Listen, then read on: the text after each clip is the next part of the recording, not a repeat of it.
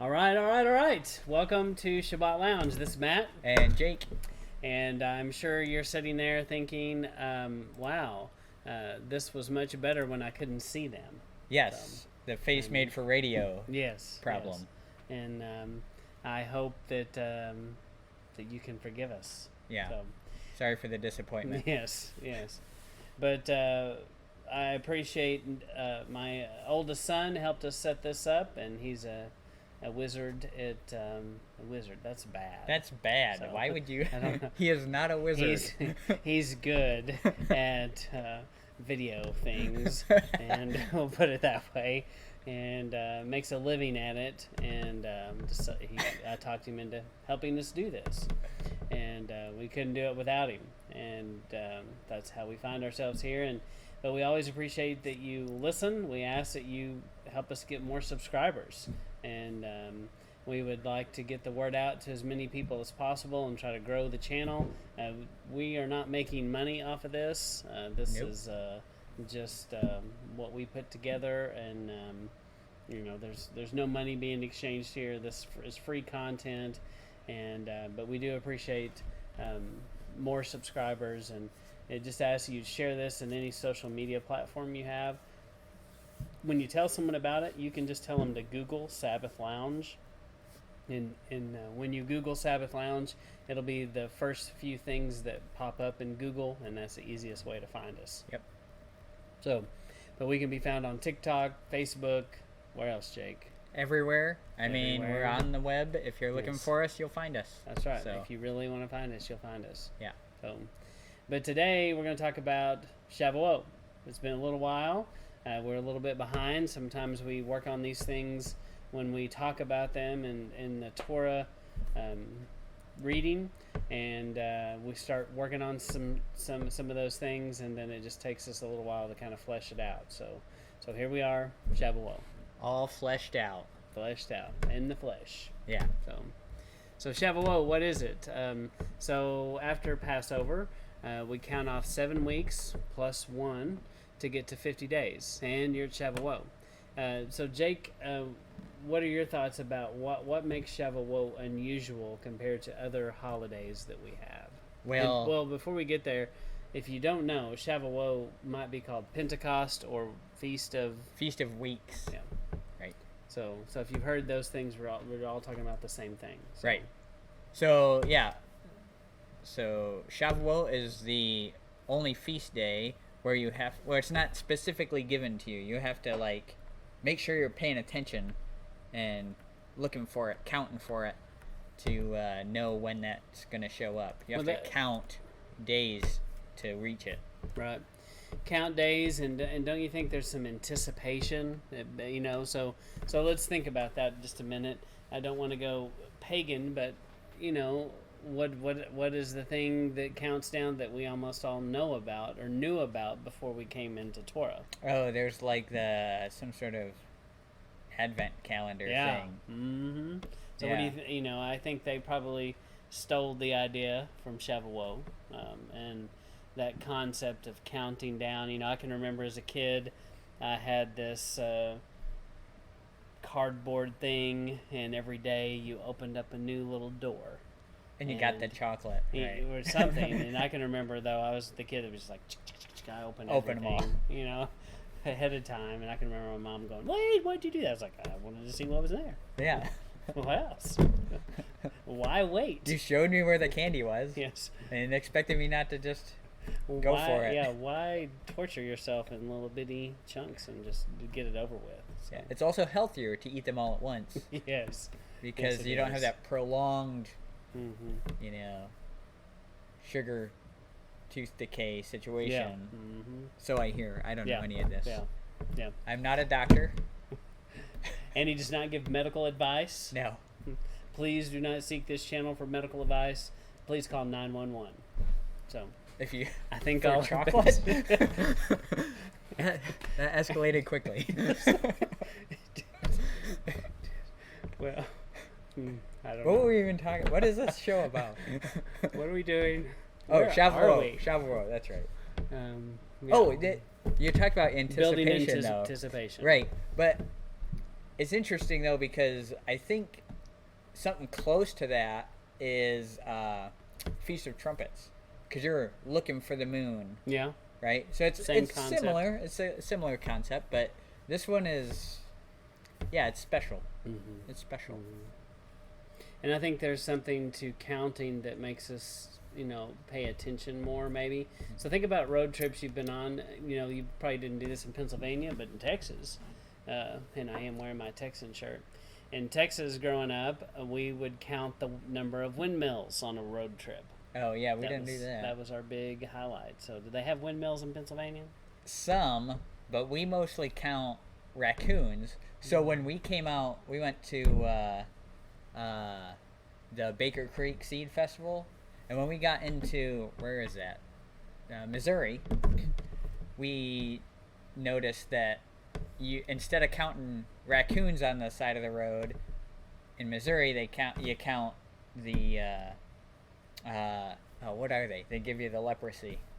Armadillos. Armadillos, yeah. We hadn't seen a bunch of those, so we're like, I guess down here those are like raccoons. So. Mm-hmm. Yeah, kind of. So, but I think there's something to that. It keeps you engaged on a road trip. I guess it gives you something to do.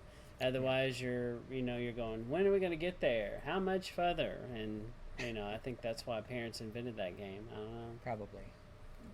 I know that I never thought about doing it myself. Somebody taught me to do that. So, anyway. But there's the concept, counting down. And then you also see some patterns. And I think the Torah, the Bible, is full of patterns. And when we see these patterns develop, we have to pay attention to them. And one of the patterns is mountaintop moments, clouds, fire, the voice of Yahuwah, prophecy, and then there's covenant, when the Spirit sent to mankind, and this one that we'll expound on a little is multilingual events. So I think anytime you see these things, you need to start going, what's happening here? Is this a Shavuot type moment? And so, I do believe that when it comes to these feasts, that these feasts were set in place with Adam and Eve, and that there's so much that we don't necessarily know. I don't know what Adam knew. Probably no one does know that information, but we do know that he walked and he talked with the Father in the cool of the evening in the garden. And we don't know how long of a time that was. We read that account and, we think in our head, in our grade school mind, oh, that was like a couple days. Well, because it's right out at the next page, something else is happening. Yeah. So it's not very much far. Yeah, it was just the next page. That much.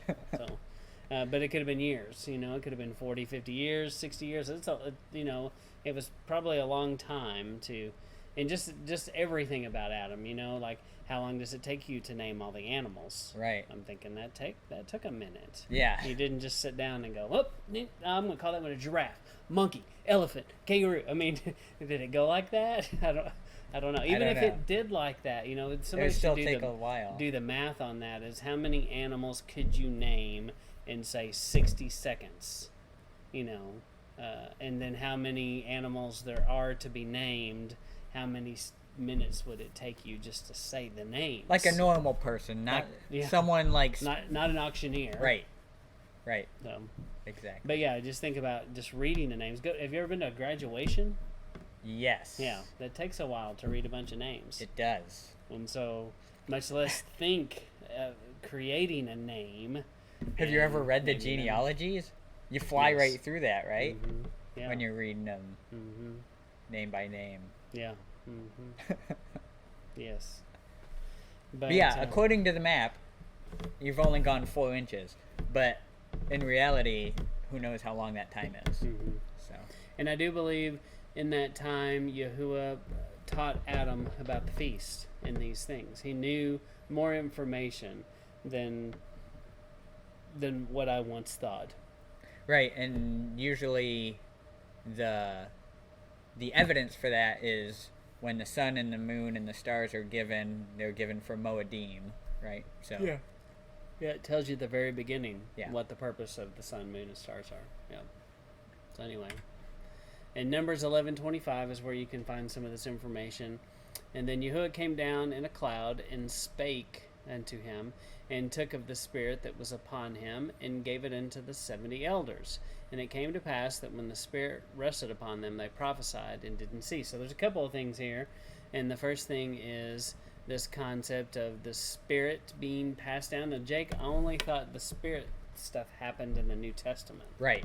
Yes, that's where it happens. That's the whole point of the New Testament is now we have the Spirit, so that's what we listen to now. Mm-hmm. It's not, but it seems like you're showing that in Numbers this was happening too. Yes. Way back there in this historical document. Mm-hmm. Definitely, definitely. So, and it also states that the rest upon them, which makes me think of the tongues of fire, and they prophesy. So, definitely, this could be contrary to things that, you once thought. If you're new to this, that the Spirit was there all along. It wasn't a new concept for the Spirit to come down on someone, right, and fill them and them prophesy or say something.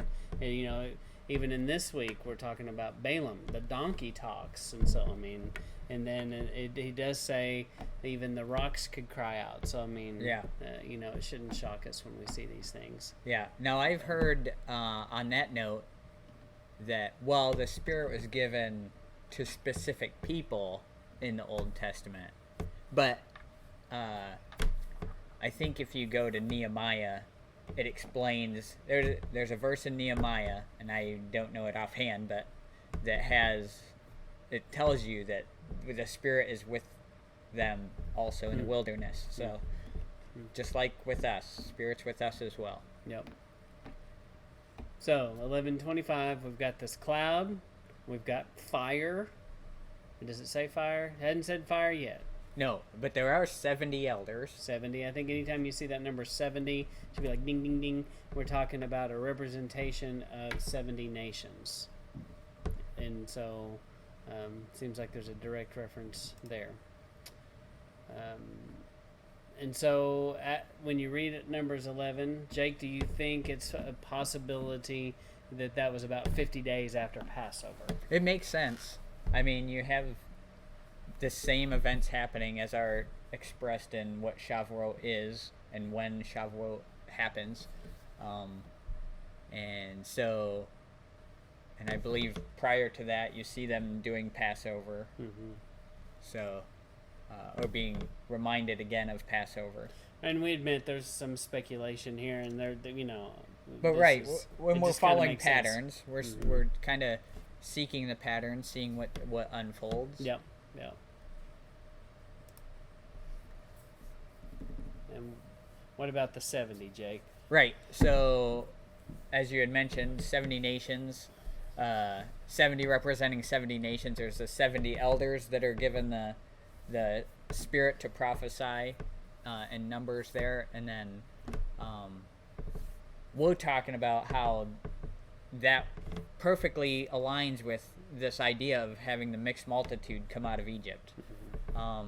So they would have spoken the languages of the nations. I don't think it's a stretch to think that. Mm-hmm. Yeah. The Spirit descends, they prophesied. And yes, like you said, they had the Spirit back then. Clearly. And so when you break down 70, these are the letters. And so what are the letters, Jake? Well, they're these, obviously. You got Mem, Yod. What's this one? I don't remember now. Well, if we go to the next slide, it will tell us. It does. And this is Shin, I believe, at the end. Yeah. So, but we do have it broken down. And Ayin. How could we forget that? So, but when you break down each of the letters individually, you get Shin, which means to press. Goes back to a teaching that we did on. We talked about olive oil and being pressed into to get the oil.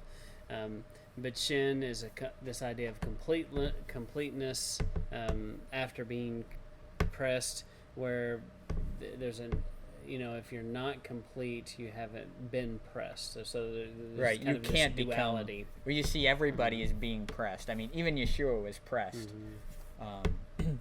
not squeezed out of sin, but squeezed out of self, right, and a self will that he wanted to let go to the side and follow Yahweh's will. But definitely this concept of this pressing and the bet. Is that right? Bet or the bait? Beyt, bet. Aleph bet, bet. I guess. Bet. That's how I would say it. Yeah. There's a family, a house, congregation, a mixed multitude. And what's the next one? How do you think you say that one? I say Ayin. Ayin. Yeah. So this is watch or know, and what came to mind with that is that the multitude will be watching and all will know him, right? So it's this idea of 70 nations, the Spirit coming and all seeing and watching and knowing, and so. And then Yod, obviously, the multitude will worship them, Yahweh. It goes with this all knowing him, and all will bow to him, and then Mem, which is blood, right? You can't enter in unless the blood has been paid for your sins, right? And all of that tied into what the multitude is. Yeah. So 70. Yep. And what did we say this one was? Ayin. Okay. Yep.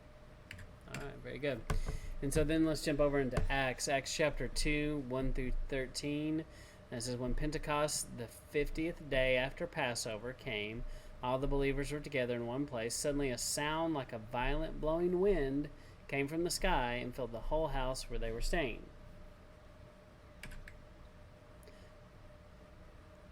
Tongues that looked like fire appeared to them. The tongues arranged themselves so that one came to rest on each believer. All the believers were filled with the Holy Spirit and began to speak in other languages as the Spirit gave them the ability or utterance to speak.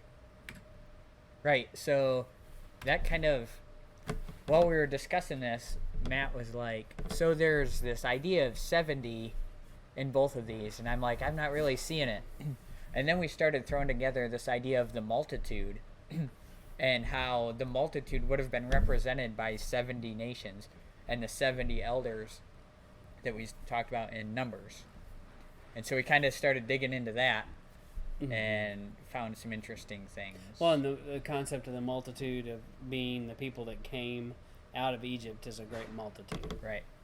Representing all 70 nations. Yeah. And that's just something that I hadn't really thought about much, and then it made sense, though, that if you have a multitude of people, because the way I think Exodus probably worked is,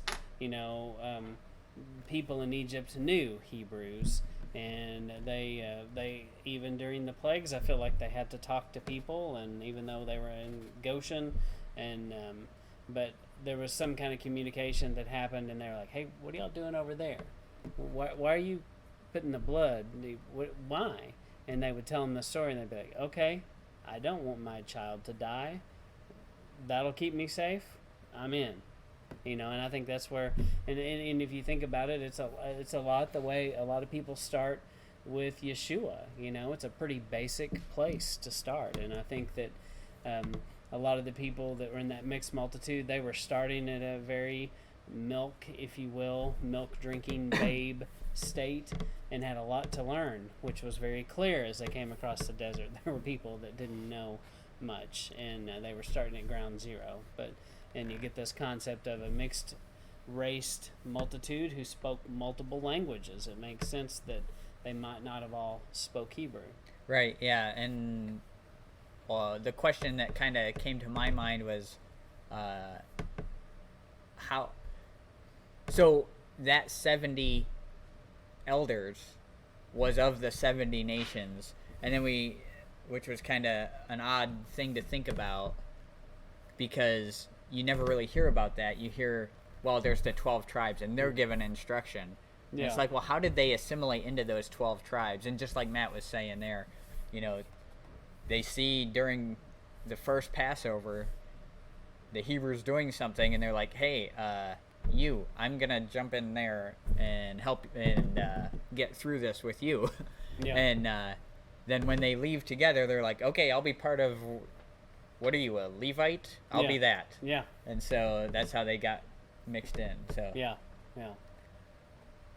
And it makes a lot of sense how that would happen, and that's why they were, a mixed race. I think everyone, until you start studying this stuff out, you think they were all Jews, and they all were all related to the same person, but it's more than that. It was a mixed race, a mixed multitude of people. It's a big group of people, right, from diverse backgrounds, right, and they probably did represent every part of the known world at the time. Yeah.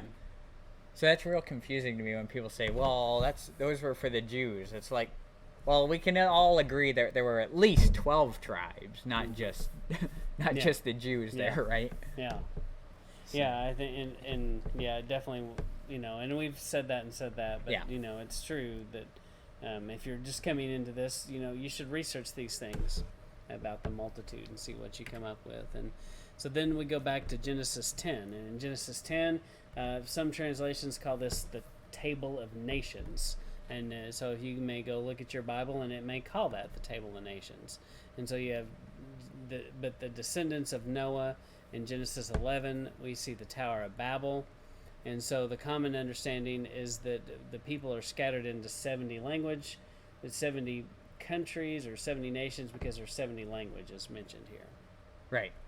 So we get that idea. They go through, it's real funny how it goes, because you're like, why is it giving me this list of all Noah's descendants? And then after that, it's right into the Tower of Babel, which is like, before all these descendants have happened.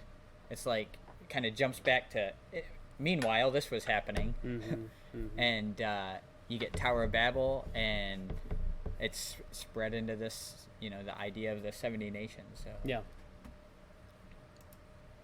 And they all spoke one language at Babel, and then after Babel they speak 70, which is kind of ties back into there were 70 different people groups. Right, and it doesn't specifically say that they spoke 70, but the understanding is that there was this 70 nations concept. And so then we found this interesting link. And so this came from, I think, a Baptist church, but I thought they did a pretty good job of breaking this down. This is a table for 70 nations. And so this, if you want to count these, you come up with 70. And I like that they had a map of where these possible descendants went around the world. And there's a lot of conversation about that, and I'm sure there's, it's kind of, a lot of it's speculative. Yes, but I'll leave that in there. There's a lot of extra information. I just thought it had some good graphs, charts, and other sources that you can look at to help you research it. So that's really the only reason I had that in there. And then when we go back to Acts 2, so we kind of flip-flopping here a little bit. Why don't you read that one, Jake? Okay, so devout Jewish men from every nation were living in Jerusalem. They gathered when they heard the wind. Each person was startled to recognize his own dialect when the disciples spoke. Stunned and amazed, the people in the crowd said, "All of these men who are speaking are Galileans. Why do we hear them speaking in our native dialects? We're Parthians, Medes, and Elamites." So then it goes on to say, duplicate. We're people from Mesopotamia, Judea, Cappadocia, Pontus, the province of Asia, Phrygia, Pamphylia, Egypt, and the country near Cyrene and Libya. We're Jewish people, converts to Judaism, and visitors from Rome, Crete, and Arabia. We hear these men in our own languages. Okay. And I think going back there, we hear these men in our own languages. I think that's, that's the part where I'm like, maybe it was what they heard, but I mean, it does say they spoke with a certain tongue, and it makes sense with the idea of speaking in tongues that it would have been a actual thing that A speaking miracle. right. But I mean, it's interesting to speculate. Yeah. And so it continues as they tell about the miracles that God has done. All of these devout men were stunned and puzzled, and they asked each other, "What can this mean?" Others said jokingly, "They're drunk on sweet wine." As long as it's sweet, I Yes, guess. not the sour kind. So, speaking of, no, never mind. I'm about to chase a rabbit. Okay. All right, no rabbits. No rabbits were harmed in the making of this production. So do you see the connections of multiple? You've got multiple nations, mixed multitude, and all the nations being represented is kind of what we're trying to show here. Yep. The Book of Jubilees. We're going to go take a look at that.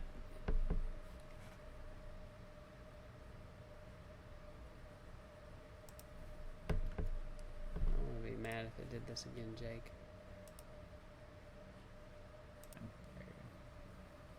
This one doesn't give us a countdown. No. So this is the part we'll have to delete. Yeah. Delete here. So, all right. So, we're talking about... Present. So it's full screen. There we go. All right, we're talking about in Jubilees 2, 19 through 21. He said to us, "I will now separate for myself a people among nations." Ding, ding, ding. You've got nations. So that's something to pay attention to.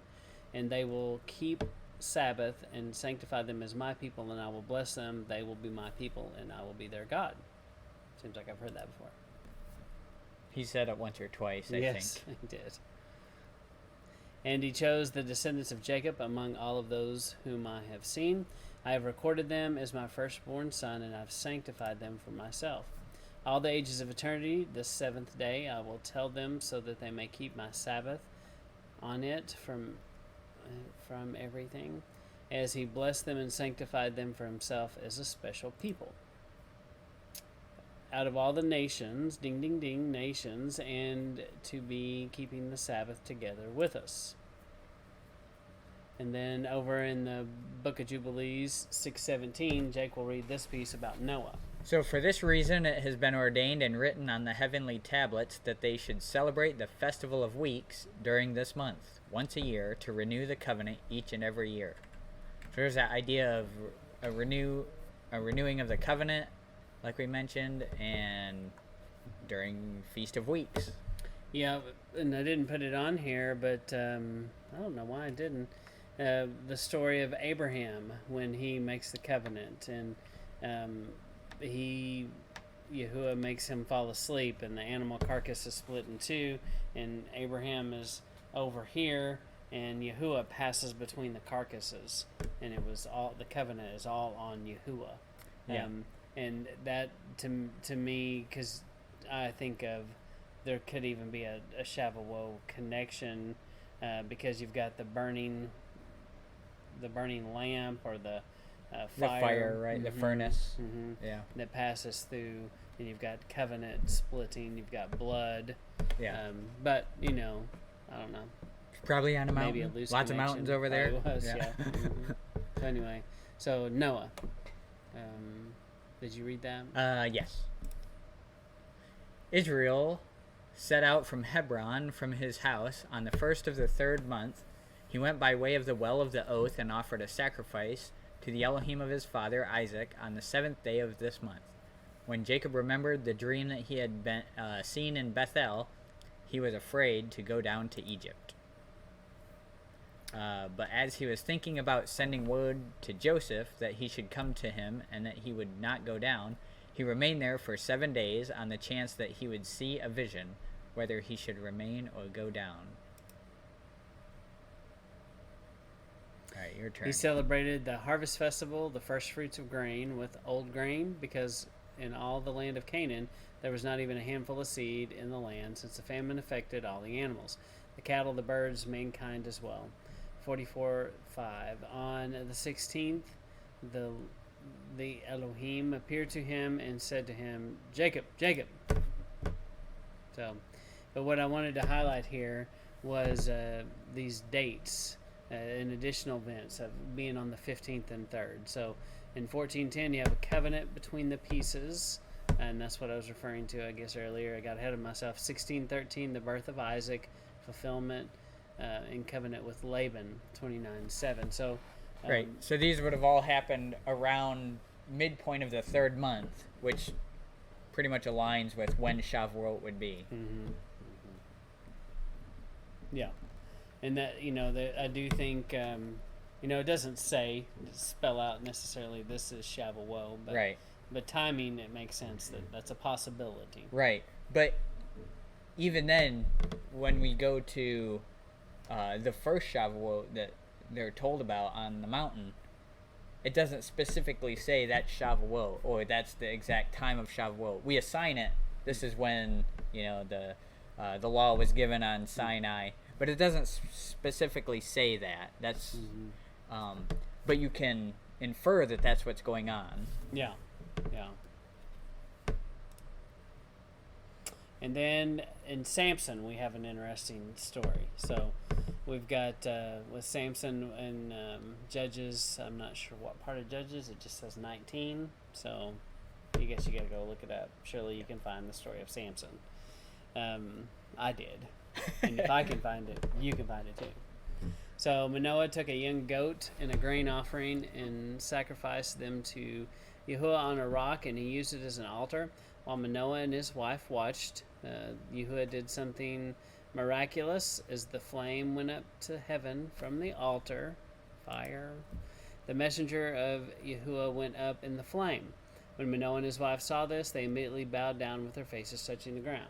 So that sounds similar. Yeah. You got this flame going up. Yeah. So there's a messenger there. Yes. My turn? Oh, go ahead. And the messenger of Yahuwah didn't appear again to Manoah and his wife. Then Manoah knew that this had been the messenger of Yahuwah. So Manoah said to his wife, "We will certainly die because we've seen Elohim." Ooh. So there you go. So, and then anything else about that, Jake? It's just interesting that you have all these places that you, unless you're studying it and trying to find what the connections are and trying to understand what Yahweh's telling you, digging in, you don't really see this stuff. You read past it, but knowing that Yahweh puts these patterns in place, you see, oh, well, there's this, it just happens to be this fire going up here, and oh, well, that's happened before. When? And when you see it kind of every time, it kind of points to something that he's trying to tell us. So, yeah. So keep your ears open for it. Yeah. And then just the last slide we have here, there's some more sources that you can look up. So when I first looked at that, I thought it was saying dolphin, but it's idol, isn't it? Idol fin? I don't know. It could say a lot of things. So, but definitely there's some other places that you can find some additional information, and I put those in there, and I will make this available as a PDF on my website, on our website, the Sabbath Lounge.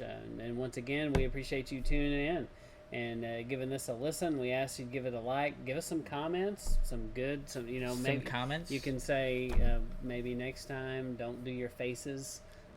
It's just too much for the internet. I realize the internet may explode, but I'm willing to take that chance. So you're a brave man. Yes, you're a brave man. I'm very brave. I'm ready for the I don't know what I'm ready for. Everything. You're ready for everything. That's right, at all times. So some comments, some questions. We might be able to answer them. Who knows? Yes. And you can find Jake on the Hebrew Hammer. Yes. gmail.com. Yep. So reach out and take the Hebrew Hammer challenge on the Sabbath Lounge website. Yes, you should do that. If you can actually go to the Sabbath Lounge website, and there's a search box, and you can type in Hebrew Hammer, and it should take you to that link. So, Yep. if Awesome. not, let me know. I'll make sure that it does. So, I'll have the technology department work on that. Right. So, A big team of folks behind us yes, to that's make right. this whole thing You run just so wouldn't- smoothly. You wouldn't believe the size of our team. Yes. So, yeah, we wouldn't either.